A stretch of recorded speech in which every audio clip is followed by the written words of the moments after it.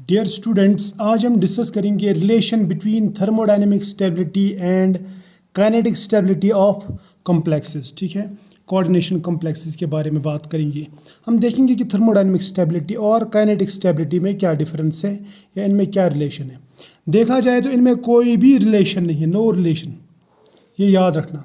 क्योंकि जो thermodynamically stable compound रहते हैं वो इनर्ट भी हो सकते हैं, वो लेबाइल भी हो सकते हैं। यानी अगर ये थर्मोडायनेमिकली स्टेबल है तो इसमें रिएक्शन स्लो भी हो सकती है, इसमें एक्सचेंज रिएक्शन जो है वो फास्ट भी हो सकती है। या मैं बोल सकता हूँ कि इसमें न्यूक्लियोफिलिक सब्स्टिट्यूशन रिएक्शन स्लो भी हो सकती है, स्लो होगी तो इनर्ट, अगर इसमें फास्ट हो गई तो ये लेबाइल कहलाएगा, चाहे वो फिर स्टेबल हो या अनस्टेबल। इसी तरह से थर्मोडायनेमिकली अनस्टेबल जो कंपाउंड होगा वो रिएक्शन फास्ट भी कर सकता है, यानी लेबाइल कहलाएगा, या उसमें इलेक्ट्रोफिलिक सब्स्टिट्यूशन रिएक्शन जो है वो स्लो होगी तो तब वो कहलाएगा इनर्ट। यानी थर्मोडायनेमिकली स्टेबल हो या अनस्टेबल, ये इनर्ट भी रह सकते हैं, लेबाइल भी रह सकते हैं। ठीक है, तो इसका मतलब ये हुआ कि थर्मोडायनेमिक स्टेबिलिटी और इनर्टनेस या काइनेटिक स्टेबिलिटी में कोई भी बीच में रिलेशन नहीं है। इसी तरह से अगर हम कोई लेबाइल कम्प्लेक्स लेंगे, लेबाइल कम्प्लेक्स एक है हमारे पास में सपोज, तो लेबाइल कम्प्लेक्स हमारे पास में थर्मोडायनेमिकली स्टेबल भी रह सकता है या थर्मोडायनेमिकली अनस्टेबल रह सकता है। यानी वो रिएक्टिव होगा, उसमें न्यूक्लियोफिलिक सब्स्टिट्यूशन रिएक्शन फास्ट हो सकती है, लेकिन ये ज़रूरी नहीं है कि वो रिएक्टिव है तो स्टेबल नहीं होगा। वो थर्मोडायनेमिकली स्टेबल हो सकता है लेकिन सब्स्टिट्यूशन रिएक्शन उसमें फास्ट हो रही है। इसी तरह से वो अनस्टेबल भी हो सकता है, दोनों कंडीशंस हो सकते हैं। लेबाइल होगा तो थर्मोडायनेमिकली स्टेबल भी हो सकता है, थर्मोडायनेमिकली अनस्टेबल भी हो सकता है वो कंपाउंड। ठीक है, तो इसका मतलब लेबाइलिटी और थर्मोडायनेमिक स्टेबिलिटी, या मैं बोलूँगा कि काइनेटिक स्टेबिलिटी और थर्मोडायनेमिक स्टेबिलिटी में आपस में कोई रिलेशन नहीं है। क्लियर, यहाँ तक तो समझ में आया, शाबाश। अब इसके बाद में देखते हैं हम, अगर हमारे पास में इनर्ट कंपाउंड है, सपोज कोई इनर्ट कोऑर्डिनेशन कॉम्प्लेक्स है, तो इनर्ट का मतलब रहता है लेस रिएक्टिव, लेकिन थर्मोडायनेमिकली वो स्टेबल भी हो सकता है और थर्मोडायनेमिकली वो अनस्टेबल भी हो सकता है। ठीक है, तो यानी रिएक्टिविटी अलग चीज़ है, उसकी जो काइनेटिक्स है वो अलग चीज़ है, और एनर्जी जो है वो अलग चीज़ है। रिएक्शन जो है, रिएक्शन की जो रिएक्शन का फास्ट होना या स्लो होना अलग चीज़ है, और कंपाउंड की स्टेबिलिटी होना ये अलग चीज़ है। ठीक है, कंपाउंड की स्टेबिलिटी डिपेंड करता है कि रिएक्शन एनर्जी कैसी है, यानी रिएक्शन एनर्जी पे डिपेंड करता है। लेकिन इनर्टनेस और लेबाइलनेस यानी काइनेटिक स्टेबिलिटी जो है वो डिपेंड करता है एक्टिवेशन एनर्जी पे, एक्टिवेशन एनर्जी, या मैं बोलूँगा रेट ऑफ रिएक्शन पे। ठीक है, तो कुछ एग्जांपल्स भी लेते हैं। ये चीज़ जो ना, ये बात हमें इस एग्जांपल से समझ में आ जाएगी इजीली। ये साइनाइड एक्सचेंज रिएक्शन है, यानी साइनाइड के बदले में साइनाइड, लेकिन हमें कैसे मालूम होगा कि कौन सा साइनाइड रिएक्शन में अंदर गया कॉम्प्लेक्स के अंदर और कौन सा बाहर गया। तो इसलिए इसके लिए क्या करेंगे, हम एक कॉम्प्लेक्स लेंगे जिसमें साइनाइड लिगेंड्स होंगे और उनको किसी साइनाइड साल्ट के साथ में रिएक्शन कराएंगे, जैसे KCN वगैरह के साथ में रिएक्शन कराएंगे। लेकिन इस बाहर वाला जो CN है, यानी जो अभी लिगेंड नहीं बना है, उसको लेंगे हम लेबल्ड, यानी उसमें लेंगे हम कार्बन-14 वाला रेडियो एक्टिव CN लेंगे। उससे हमें पता चल जाएगा कि कॉम्प्लेक्स में ये CN अंदर जा रहा है कि नहीं जा रहा।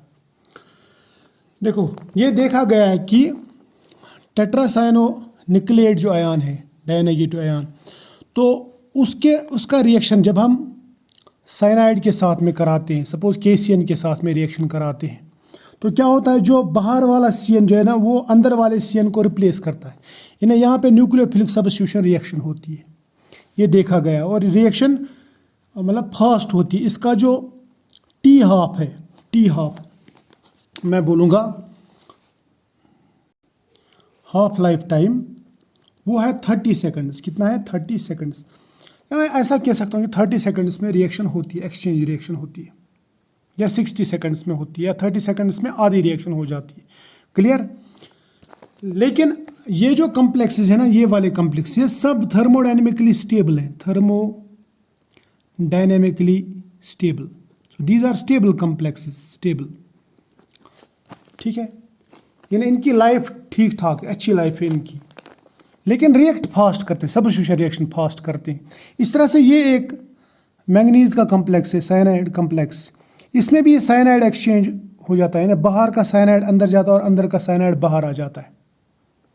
इस तरह से क्रोमियम कम्प्लेक्स लिया गया, हेक्सासाइनोक्रोमेट, 3 नेगेटिव आयन, यानी 3 नेगेटिव चार्ज है इसका भी रिएक्शन जब रेडियो एक्टिव साइनाइड के साथ में किया गया तो यहाँ पे भी साइनाइड एक्सचेंज हुआ, यानी ये वाला साइनाइड इधर गया, जैसे यहाँ पे, यानी मैंने रेड कलर से इसीलिए दिखाया ताकि समझ में आ जाए, और ये जो ग्रीन वाला साइनाइड है बाहर आ गया, यानी नॉन रेडियो एक्टिव बाहर आ गया और रेडियो एक्टिव वाला साइनाइड जो अंदर गया। जब हम इसको कम्प्लेक्स को प्यूरीफाई करेंगे, अगर कम्प्लेक्स में रेडियो एक्टिविटी आ गई तो समझ लेना कि साइनाइड जो है बाहर का अंदर चला गया, कम्प्लेक्स में आ गया, यानी यहाँ पे लिगेंड एक्सचेंज हो गया है। ठीक है, अब ये सभी कम्प्लेक्स जो ना ये स्टेबल है, लेकिन अब इनकी रेट देखेंगे। देखो इसका टी हाफ जो ना 30 सेकंड्स है, तो मैं बोलूँगा कि ये स्टेबल है और लेबाइल है, लेकिन क्या है लेबाइल, क्योंकि इसमें रिएक्शन फास्ट हो रही है, फास्ट रिएक्शन, फास्ट एक्सचेंज हो रहा है। अब दूसरा कम्प्लेक्स जो देखेंगे हम, ये कम्प्लेक्स भी स्टेबल है, लेकिन इसमें जो रिएक्शन होती है उसका टी हाफ, यानी सब्स्टिट्यूशन का जो टी हाफ है वो है सपोज 1 आवर। तो 1 आवर का मतलब ये हुआ कि ये इनर्ट है, मैं बोलूँगा इसको ये इनर्ट है, यहाँ पे लिखेंगे ये इनर्ट है, इनर्ट। ये वाला क्या है फिर, ये लेबाइल है, क्योंकि इसका 1 मिनट से कम जो है टी हाफ है, इस रिएक्शन का जो टी हाफ है वो 1 मिनट से कम है, तो मैं इसको बोलूँगा लेबाइल। लेकिन इसको क्या बोलूँगा, इसको बोलूँगा इनर्ट। इस तरह से ये वाला कम्प्लेक्स है, ये भी स्टेबल है, इसका भी साइनाइड एक्सचेंज जब हम कराते हैं तो इसका टी हाफ आ जाता है 24 आवर, 24 आवर। तो इसका मतलब ये कम्प्लेक्स जो ना ये स्टेबल भी है, ये इनर्ट भी है। तो इसका मतलब ये हुआ कि थर्मोडायनेमिकली स्टेबल कंपाउंड इनर्ट भी रह सकता है और वो लेबाइल भी रह सकता है, यानी उसमें रिएक्शन फास्ट भी हो सकती है या रिएक्शन उसमें स्लो भी हो सकती है। तो इससे ये पता चलता है कि थर्मोडायनेमिक स्टेबिलिटी और काइनेटिक स्टेबिलिटी यानी रेट ऑफ रिएक्शन का आपस में कोई रिलेशन नहीं है। ठीक है, अब दूसरा एग्जाम्पल बताता हूँ मैं आपको। ये हमारे पास में हेक्सामीन कोबाल्ट, यहाँ पे डाई पॉजिटिव कम्प्लेक्स है, यहाँ पे ट्राई पॉजिटिव कम्प्लेक्स है, यानी यहाँ पे कोबाल्ट का ऑक्सीडेशन स्टेट 2 पॉजिटिव, यहाँ पे कोबाल्ट का ऑक्सीडेशन स्टेट 3 पॉजिटिव है। Both these complexes are thermodynamically unstable, मगर कब एसिडिक मीडियम में ये अनस्टेबल है, यानी एसिडिक मीडियम में ये स्टेबल नहीं रहते, इनकी लाइफ ज़्यादा नहीं है। लेकिन जब हम एक्सचेंज रिएक्शन कराते हैं, लिगेंड एक्सचेंज रिएक्शन, या मैं बोलूँगा substitution reaction, nucleophilic substitution reaction, तो पहला वाला जो कम्प्लेक्स है, ये वाला डाई पॉजिटिव वाला कम्प्लेक्स, इसकी रिएक्शन फास्ट होती है, यानी इसका जो टी हाफ है, टी हाफ लाइफ टाइम जिन इसकी रिएक्शन का वो लेस देन, मैं बोलूँगा it is less than 1 minute, 1 minute. तो इसको मैं बोलूँगा ये लेबाइल है, थर्मोडायनेमिकली अनस्टेबल भी है और लेबाइल भी है। लेकिन दूसरा वाला जो कम्प्लेक्स है, ये वाला ट्राई पॉजिटिव वाला कम्प्लेक्स, ये भी थर्मोडायनेमिकली अनस्टेबल है एसिडिक मीडियम में, लेकिन इसकी रिएक्शन में टाइम लग जाता है, यानी इसमें न्यूक्लियोफिलिक सब्स्टिट्यूशन रिएक्शन जल्दी नहीं होती, या अपने लिगेंड को जल्दी नहीं छोड़ता, जल्दी एक्सचेंज रिएक्शन नहीं होती। तब मैं बोलूँगा कि ये वाला कॉम्प्लेक्स ये इनर्ट कॉम्प्लेक्स है।